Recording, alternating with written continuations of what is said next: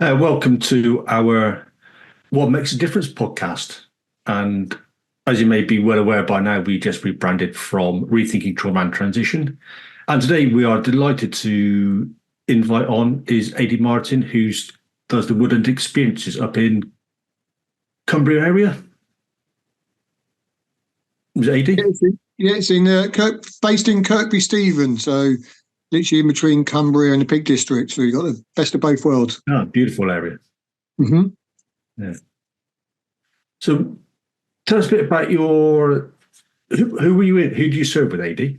So I was in the army. I was in the Royal Artillery, serving most of my time in the forward of observation team as an OPAC, so an observation post assistant, and served 18 years in total. And then I suppose I saw the light and saw there was more things on the other side, and made that transition. And yeah, I've never looked back really. Mm. What was that transition like for you? It's strange. I found it quite straightforward. Luckily, when I left, I joined an organisation called Skillforce, and again, sort of educationally based, but it's all ex-service, so you still had that camaraderie, and that's all that the banter as they call it now. You still had all that, so you did it as if you hadn't left. And then I was employed by them for 2 years, and I then joined a college, so working with the Uniformed Public Services again. And we're lucky at the time we had 8 veterans on the team, so there's always been that that kind of mentality there. So you sort of never left it really. The thinking that way is quite straightforward.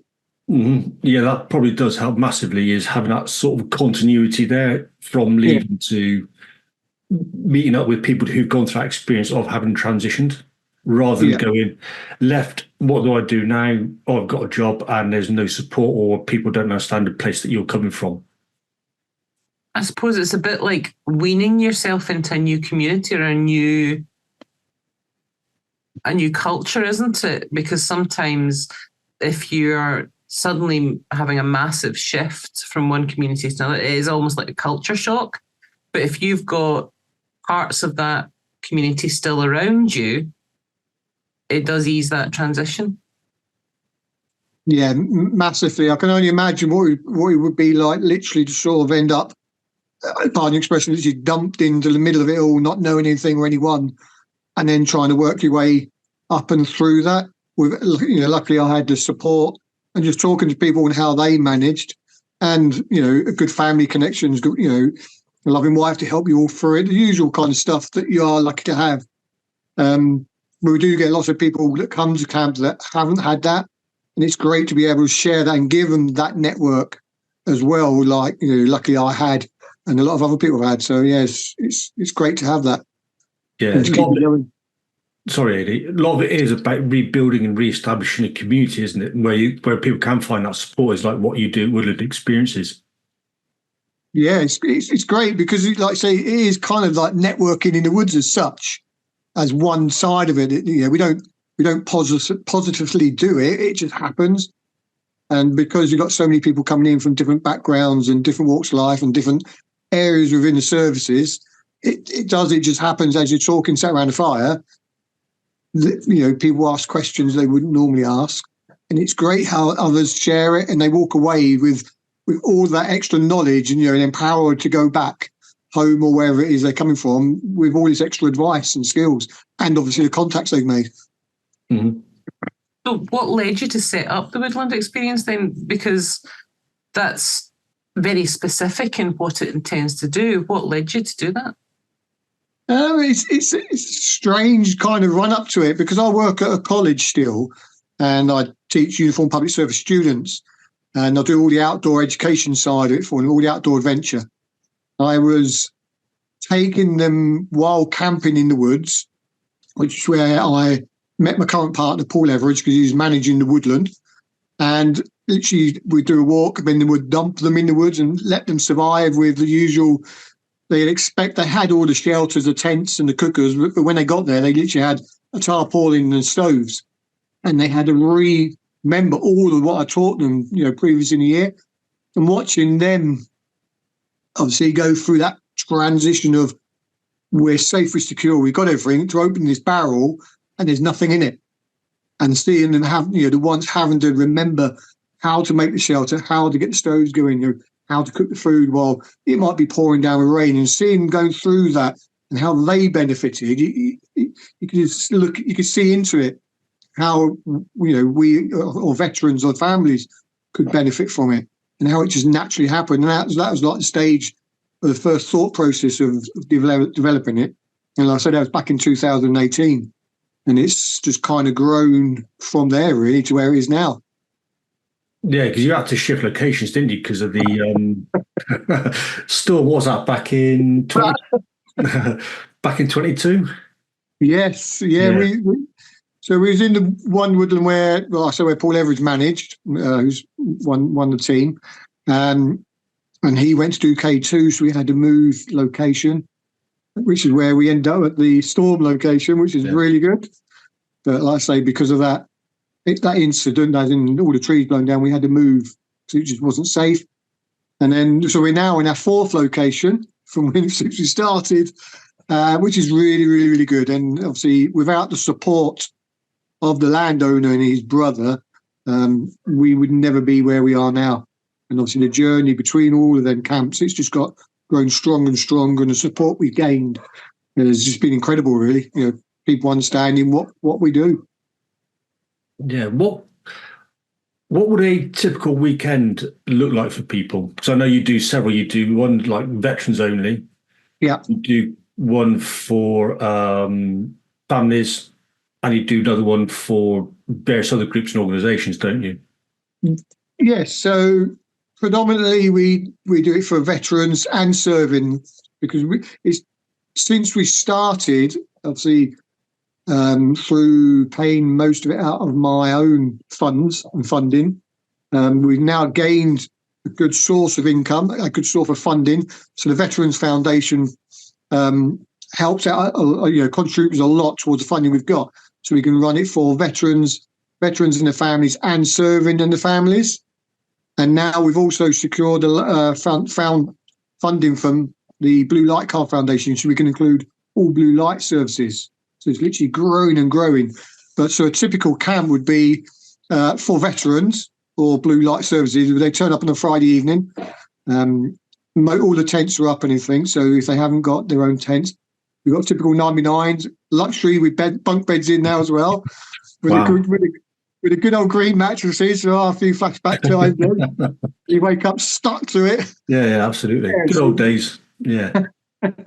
We like to remember. So we spoil them with that. And then, so the Friday evenings are basically about settling and meeting everybody, and people can arrive from everywhere. So they come from the top of Scotland, down from, John O'Groats, Land's End. They travel a long way to us. So the evening is literally them coming in, meeting us, settling in. And then everything kicks off when the guests cook breakfast in the Saturday morning. And then after that, obviously the fires go in if people just want to sit around a fire talking, because the whole idea is we create that safe conversational environment where they can let the guard down and just let everything out. And that's the whole idea and the whole concept of it. So throughout the day, it's literally we're promoting that conversation. If we need to use any activities, then we'll promote that by going down, chucking some axes, doing some forgotten woodland skills, archery, survival skills, or if the weather's good, we'll take the paddle boards out and go to Ulverston and go paddle boarding. Ullswater, got the wrong word there. Can't paddle in Ulverston. So we'll go to Ullswater, we'll get all the paddle boards out and we'll go there for the day. And it's all about keeping that conversation going. So while you're doing something, you're not concentrating on keeping your guard up and just lowering that guard so that, and then coming back in the evening, whether we're in the woods or away, we then regroup around camp centre, and again, everybody cooks us food. So all the food's included within the whole weekend. And then it goes on through the night until everybody decides, time's enough to go to sleep or not. Sometimes people just, typical veterans, for whatever reason, or they can't sleep. whether it be for medication or diagnosis of whatever. They literally don't sleep. They just sit around a fire all night, and that's fine. It's cool as long as they don't burn all the wood. And again, it starts in the morning, cooking breakfast, a few more activities until everybody departs around lunchtime on a Sunday. In a nutshell. But we do all different activities. So depending on what the group wishes to do, they can either stay in camp, or if they wish to go, like say, depending on the weather, we can organise it to do the paddle boarding, so the water activities, typical raft building, stuff like that. But we can also do all the hills, so we all mountain leader train, all being trained to such a high extent, it's unreal, obviously, because you've done K2 and everything like that. So we got this, what we can provide is endless. It's literally, we can cater for everything, because we've got the qualifications to do it all, and insurances and everything like that. So it's literally, as each group books on, it's bespoke to that group, what they wish to do. It sounds a lot like, Ady, what you build is a space for side-by-side conversations, and I'm going to explain that a wee bit. It's a bit like the conversations you have when you're in the passenger seat of a car, where it's not as confrontational because you're not facing the person. You get to be a bit more introspective. You get to be a bit more thoughtful about what's said. It's not antagonistic. And because you're side by side rather than face to face, because something else is happening as the distraction, you actually get to a much deeper level and a much more honest level, sometimes without, I suppose, the angst or the struggle. It feels easier sometimes when it's side by side rather than face to face, if that makes sense. Yeah, that is very similar to a conversation I was having with the chap who runs the Forces Farming organisation. Yes, I know him, yeah. Yeah, and he was saying is that when he was chatting to the farmers about having veterans coming on who possibly got post-traumatic stress and how would they deal with them, he said, you'll be fine. Is again, it's that side-to-side conversation where there is, as you said, Ady, no confrontation. There's no expectation as to what's being said and how it's being said. It's just couple of people having a chat.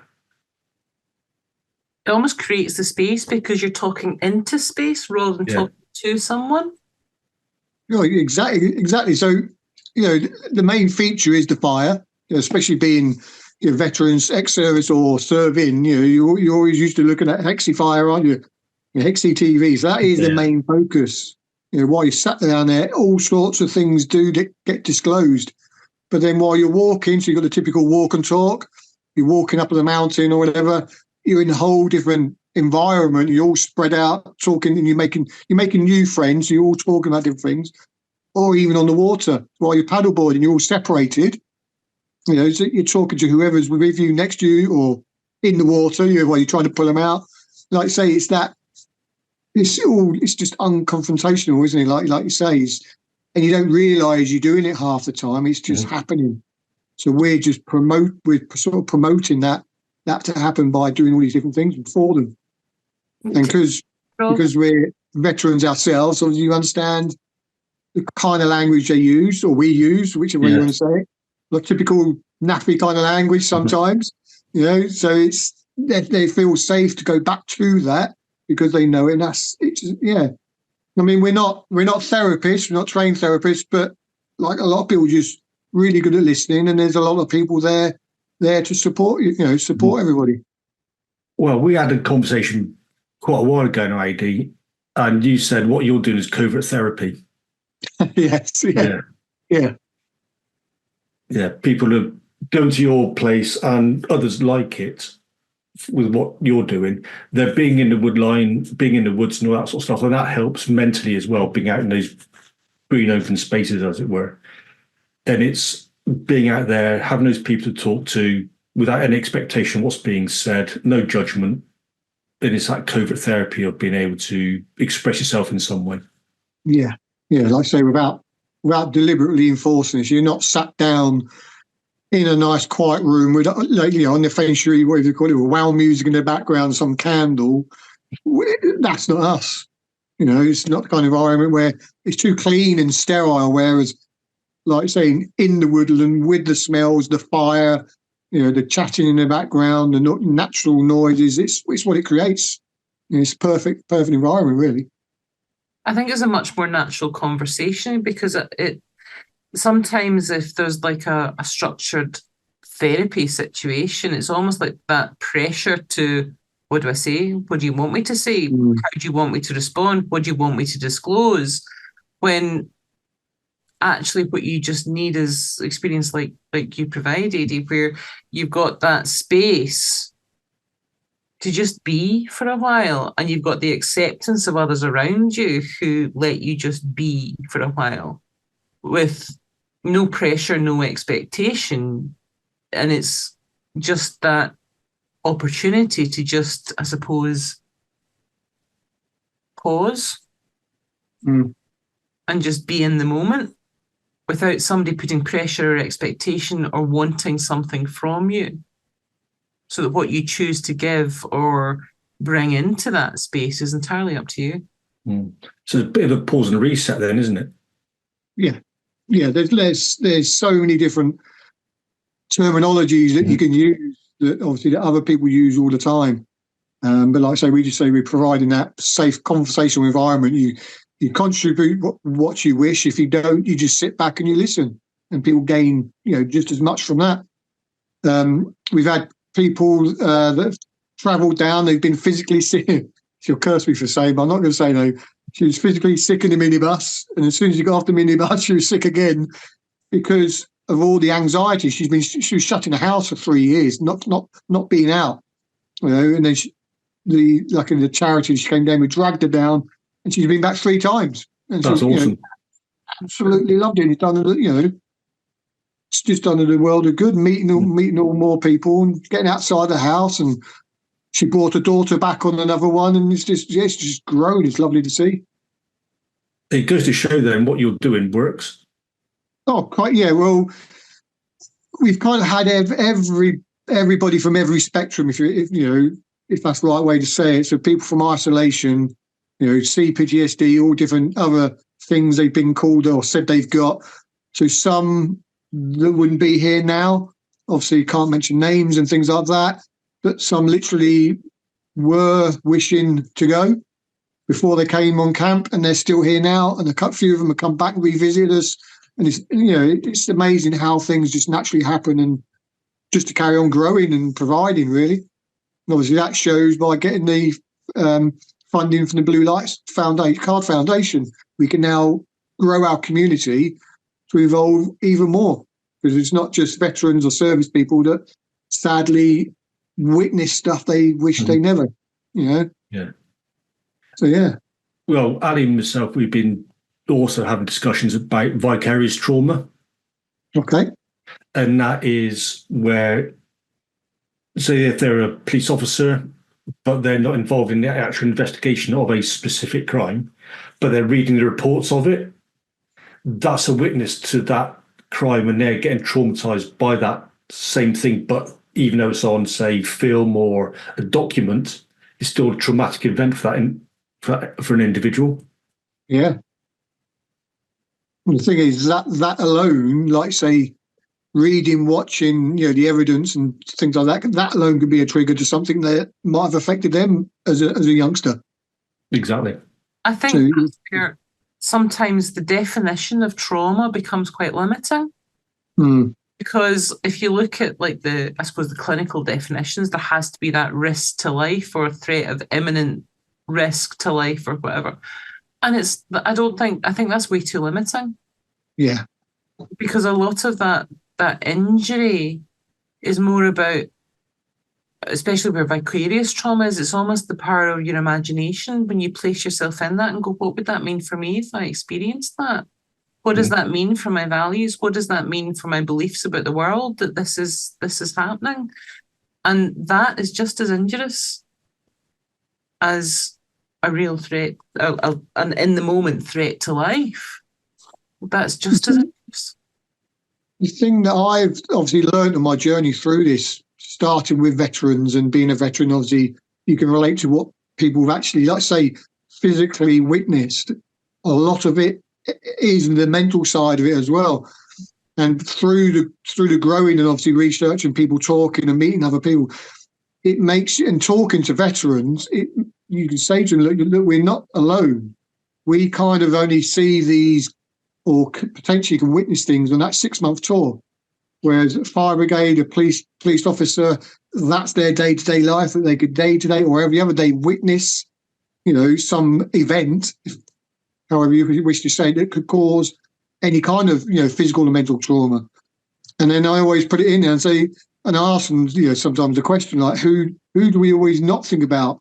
And they never remember people like train drivers who regularly could have somebody throw themselves in front of the train, and you can imagine the impact of that on the train driver. We just forget these. There's so much out there. Yeah, especially around Christmas time. Yes, it's one of the most common reasons for train drivers changing career. Yeah, it's because they can't do that again. It just shows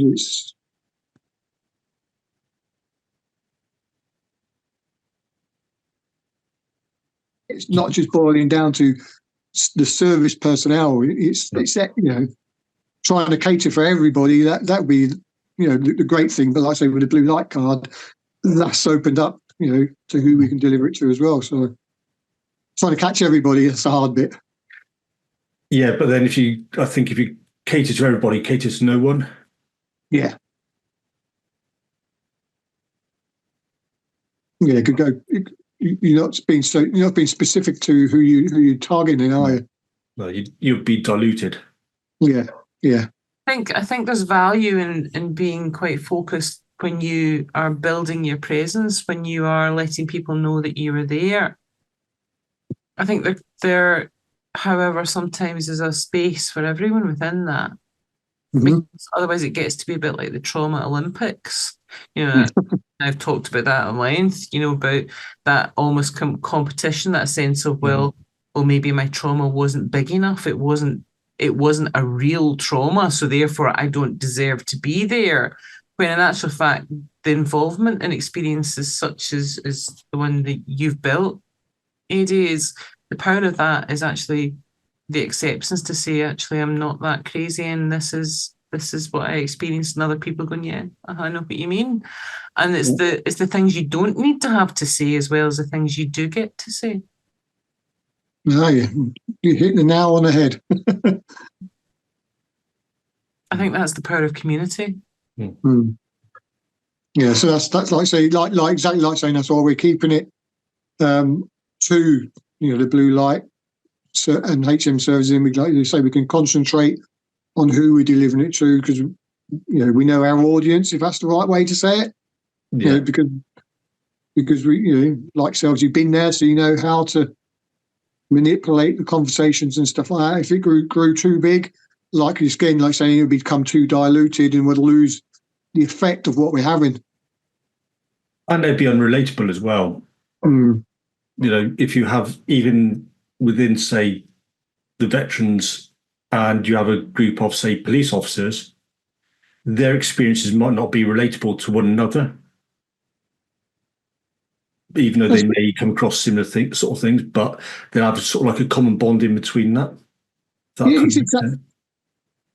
It's exactly that. Now we've had some firefighters and some police officers on the veteran camps, and we're sort of amalgamating, if that's the right word, and because, like say, it's all different experiences. It's amazing to see how they bond and work it out together, and they can relate, just by the power of conversation about how things work. The different coping mechanisms and techniques that the service or veterans have used, and everybody else is seeing it. That might work for me, and it is. It's amazing to see how how it works together and it grows together. Because we're not all different, kind of thing. Yeah. Well, in a way, we all go through a basic training, don't we? And that's quite hard, generally quite hard, physically demanding sort of thing, apart from if you join the RAF. Say no more. Yeah. No offense. It's that, I'm guessing it's that common bond then, isn't it? With the police, the fire, possibly the ambulance service, like a common bond of going through like a basic training is quite tough physically and mentally. Yes. Yeah. Like I say, they can relate to each other as well, can't they? But do you think it's also like, if I think back, the conversation, Rich, you and I were having yesterday, it's about shared values and expectations and beliefs, because you know that you're with people who have that similar experience, who have gone through that same cycle.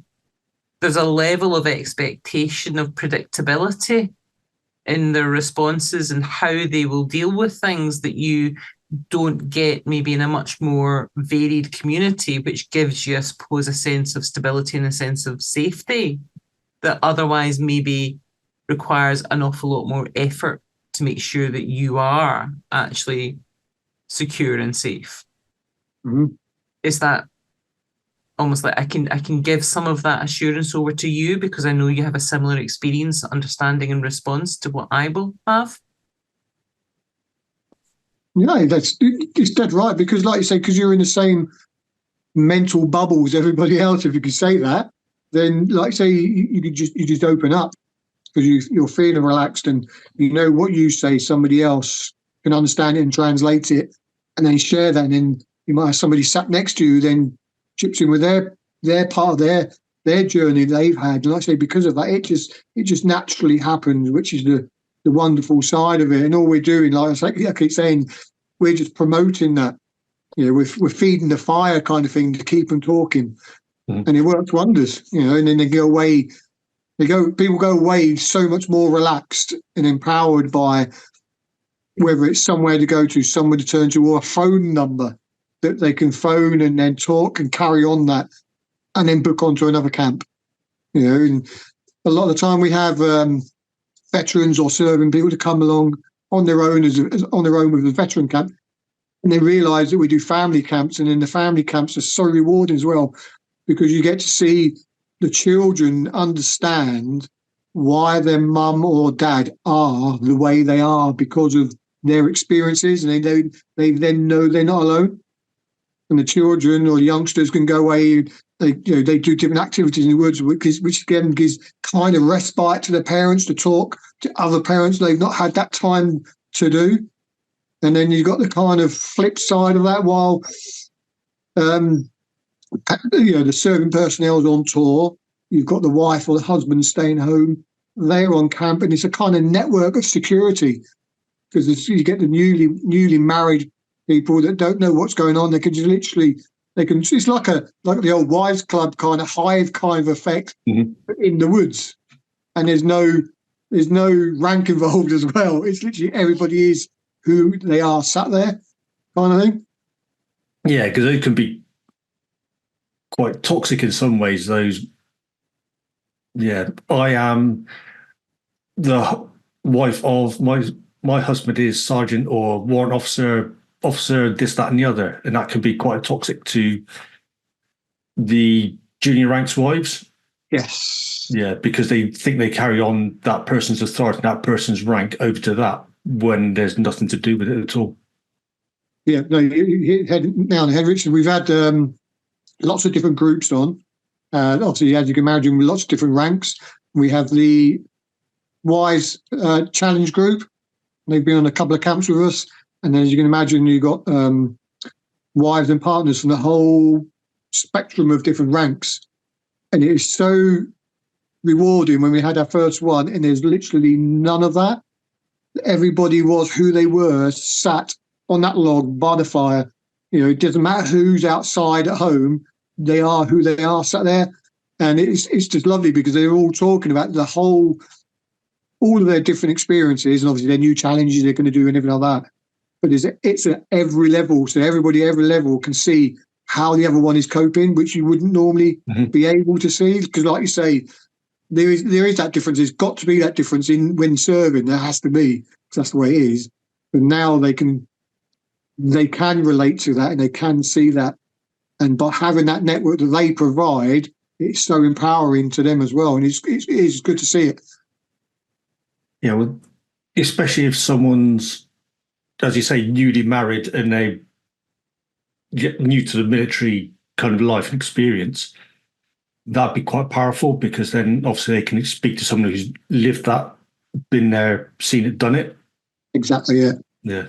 Yeah. You're passing on that actual knowledge, experiences, rather than not, somebody who hasn't experienced, they're just trying to guide them and use the right words to get them through it. You've been this, like you said, you've been there, seen it, done it. Like lots of other people were there, so they're not alone then. And again, there's the spouse force in Catterick that are kind of rebuilding that as well, getting the spouses together in that, in that garrison, and they're building that network again, sort of support and everything, of getting the spouses employed as well. So it's all slowly, the old things that we used to know, I don't know if they still exist, are coming back, but in a better way. So that network is growing. And, we kind of provide that in camp without realising. A lot of time you don't realise what you're promoting to the end of it. You think, wow, that went really well. It just happens. That I don't know why. It's just because we provide that environment. It literally it does happen. Maybe it's just because of the staff we've got and the way we react. That's the magical part of it. The way we are with people. It's a bit like you set out to give people a Woodland experience, and what you've done is created communities. Yeah. It's strange how it's grown, but it's taken a long time to get where we are. A lot of troubles and stresses and everything else. All the moves, but it's just growing and growing. It's great to see, and the amount of people that have benefited from it and still benefiting from it. We've got like 13 camps already pre-booked for this year. Wow. They basically went after 2 weeks of me making it live online. They got literally booked. Not by people like Whole for Heroes, Spouse Force, Sporting Force, Mission Motorsport. They literally just booked us up. Mm-hmm. So it's trying to create more weekends somewhere where we get more people in, but you run out of time where you can do it, because you've obviously got your own personal life to try and make sure it works. I guess it could be all consuming, can't it, for you? Yeah. It's that hard juggling your personal life, your personal family, and trying to get more camps on to support people. Luckily my family support me, and they know this is my thing that I've wanted to do all this time. So they're 100% behind us. They come to camps to help us build and help be part of the staff as well. So and obviously with the staff we've got, it's brilliant. Yeah. Ali and myself will have to come up one day and do a live broadcast, or not live broadcast, but an interview from podcast. Yeah, that'd be brilliant. Yeah, that'd be brilliant. I mean, if you go online on the website on the camp dates, that's where all the dates are advertised. If you look on there, you'll see there's all names next to the date of whoever's booked it. Just give us a bell. Come on up. Every camp is funded. All we ask for a contribution towards the camp, and obviously that could be, whatever people can afford. Literally what you can afford. If you can't afford anything, we prefer honesty, so we know. But it just helps build up, the funding. What we do get in, it helps contribute towards that, and for what other people can't, afford, that which just helps. Mm-hmm. And then we, like say earlier on, we also run camps for colleges to help bring more funding in, because the whole ethos of it is helping the veterans, serving, and now the blue light. Yeah. Every bit of money that comes in builds up that fund, and obviously it just goes around. Then you're not getting any more rugby teams in AD, are you? No, we're staying away from rugby teams. That was an experience that was going to be a one-off. Never to be repeated. Probably no. Yeah. No. All videos were deleted. That was. Yeah. That definitely wasn't a corporate event. But we are looking at doing an expat camp. So we've got a contact in Portugal who's looking at bringing 12 students over from Portugal to camp. And again, same as what we would do over here, but all the funds go straight in, because we're not for profit, straight into the bank account, and that helps boost everything up, to support our community. So we're trying to find things to do during the week We've done work with Bernardo's, as in staff training for the Bernardo staff, which worked really well. And again, it's all contributions that builds up the funds to help, like I say, help our community. And spread a word about what you're doing as well. Yes. It's a hard one to get the word out there of who you are, what you're doing, because we haven't got that big name. So you're nobody in that big pond. You're like a tadpole in a big pond. So trying to get our name out there, and a lot of the time it is word of mouth, that helps us as much as social media we have, because we're on all the social media platforms and constantly advertising it. It is word of mouth that is the strongest seller kind of thing. The thing about tadpoles, Ady, is they grow up. They get bigger. Yes, I like that. Be a frog one day. Just avoid the French.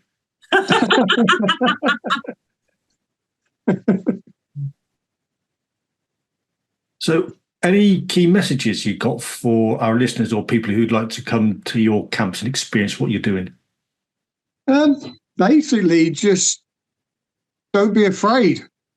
Don't think you're like you said before. Don't think that you're not worthy of coming because of you. You may think that you're not eligible. Everybody is eligible to come on it. We cater for everybody. So don't be afraid. If you need some support, you need reassuring, then my number's online. Like we've had to do before, I've called somebody up a few times and reassured them. Don't be afraid. Don't be anxious. We are at the end of the telephone, and just book on.